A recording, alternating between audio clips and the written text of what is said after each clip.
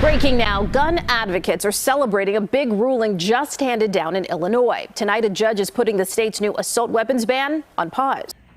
Illinois' assault weapon ban has already met its first obstacle.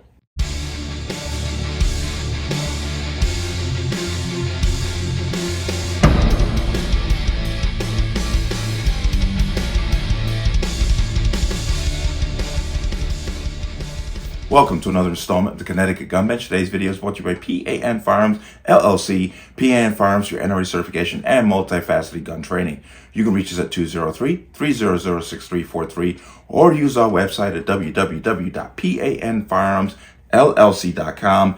As always, there'll be a link in the description box below. And let's talk about this. Now, if you've been watching me, you know that Illinois passed an assault weapons ban very, very recently.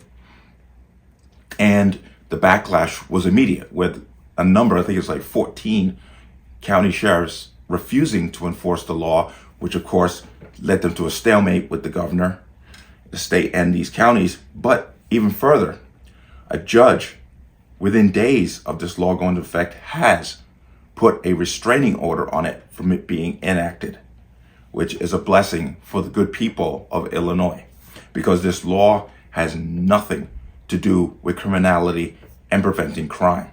I think they call it the Protect Illinois Communities Act.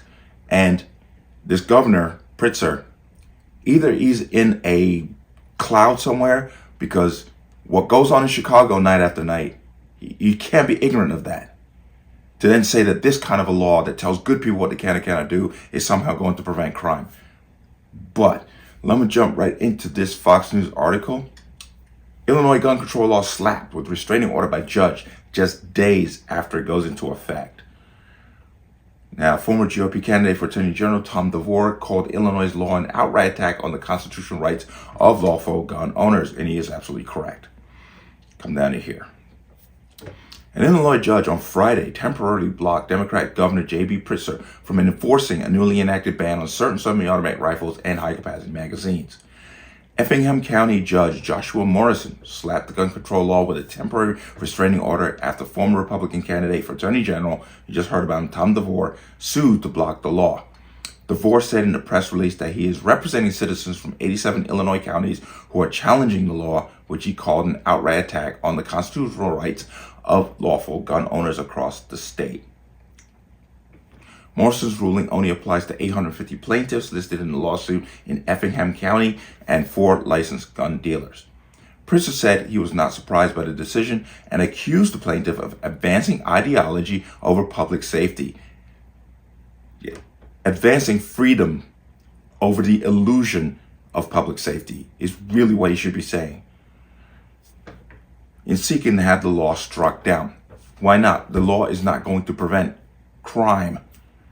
You know, it's such gaslighting garbage. But, quote, "We are well aware that this is only the first step in defending the important legislation," Pritzker said. "I remain confident that the courts will uphold the constitutionality of Illinois' law, which aligns with the 8 other states with similar laws and was written in collaboration with lawmakers, advocates, and legal experts." And once again, gaslighting garbage. A number of those states, Connecticut included, are all going to court over the constitutionality of assault weapons bans. So he doesn't know what he's gaslighting, big time. Okay, NYSRPA versus Bruin and Heller are setting precedent for saying that assault weapons bans, or bans of any kind, are unconstitutional when it comes to the Second Amendment. So he needs to go back to his legal experts and get some more information. But in an 11-page ruling, Morrison affirmed that the plaintiffs have a constitutional right to bear arms that is protected by both the Illinois State Constitution and the Constitution of the United States. Quote, "Plaintiffs are being immediately and irreparably harmed each day in which their fundamental right to bear arms is being denied," Morrison wrote. The judge cited a landmark U.S. Supreme Court decision from last year and struck down New York State concealed carry law. That 6-3 ruling in New York's Rifle and Pistol Association versus Bruin found that the plain text of the Second Amendment protected the right of the plaintiffs in that case to carry firearms for self-defense. Due to the speed with which this bill was passed, you gotta remember, they passed it in the middle of the night. Like, it was like 1 or 2 o'clock in the morning. It went through the House, and like literally the next day, it was law. The following, that following morning. Yeah, it was unbelievable. To protect the classes could not have been considered, nor could the legislature have studied if this was the least restrictive way to meet their goal, Morrison also wrote. Pritzker signed the law on January 10th in response to the mass shooting that killed 7 and injured 30 at the Highland Park July 4th parade. They passed this massive law because of the one incident at Highland Park. When for decades, do I have to keep repeating myself, what is going on down in Chicago had been going on for decades. This one event causes him to make a law that won't prevent it. But the law bans dozens of specific types of rapid fire, handguns and rifles, 50 caliber guns, attachments, and limits cartridges to 10 rounds for long guns and 15 rounds for pistols. The governor defended the gun control law called the Protect Illinois Communities Act. They always make it sound so wonderful and jovial, and it protects nothing. Nothing.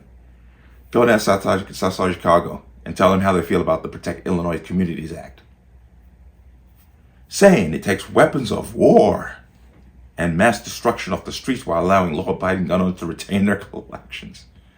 But it prevents more upcoming law-abiding gun owners from actually purchasing these items if they choose to do so.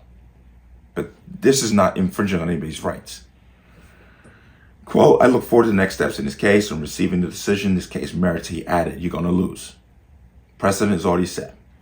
The Illinois State Rifle Association, a gun rights group that filed a separate federal challenge to the to the gun control law, applauded the Morrisons' ruling. Quote, this is a clear indication from the court that the General Assembly and Governor Pritzker ran this law through improperly. The ISRA firmly believes the law is an infringement on all law-abiding residents' Second Amendment rights, the group said. So, there it is. I kind of speculated this was going to happen. It happened faster than I thought it was because the courts can be damn slow. But I expected this to get an injunction to slow it down. So, this is good news for now, and obviously it's going to stay in effect until it actually goes through courts. And like I said, the courts are slow, so how long is this going to take? It's going to take years, obviously. That's unfortunate, but that's the way it is. But we once again have something else we got to keep an eye on because this is going to resound across the country. Outcome of cases like this, they're going to have national implications. We got to see how this is going to play out. Okay, these are incredibly important when it comes to our rights, because just think for a second, worst case scenario, they say that this law is fine and it can stand. What is going to happen across the country? It's going to get ugly on a scale we can't even start to imagine when it comes to individual freedom and rights. But let me know what you think. As always, you can leave your comments in the comment section below. And as always, any statements of violence or statements that lead to violence will be removed. Please like, share, comment, subscribe. Don't forget to hit the notification bell so you're notified the next time a video goes live. I will see you on the next one. Peace.